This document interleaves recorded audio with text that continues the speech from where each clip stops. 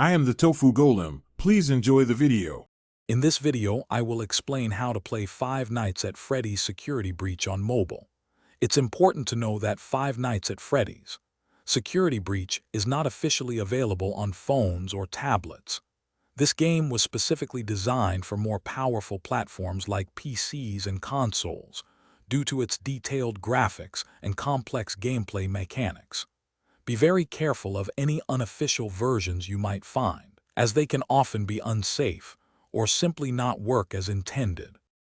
Let's talk about where you can officially play this exciting game. Five Nights at Freddy's Security Breach is available on PlayStation 5, PlayStation 4, and personal computers. For PC players, a robust system with at least 8 GB of RAM is generally recommended to ensure a smooth and enjoyable experience. Console players benefit from a more standardized setup, guaranteeing consistent performance without needing to worry about specific hardware configurations. While there's no native mobile version, cloud gaming offers a potential workaround. Services like GeForce Now or Xbox Cloud Gaming allow you to stream the PC version directly to your phone or tablet. For this to work well, you'll need a very stable and fast internet connection, ideally around 50 megabits per second.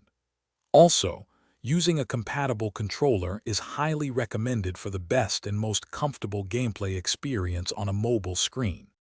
To ensure your safety and the best gaming experience, always download games from official sources. If you're considering any third-party applications claiming to offer the game on mobile, please be extremely cautious, as these can often pose security risks to your device.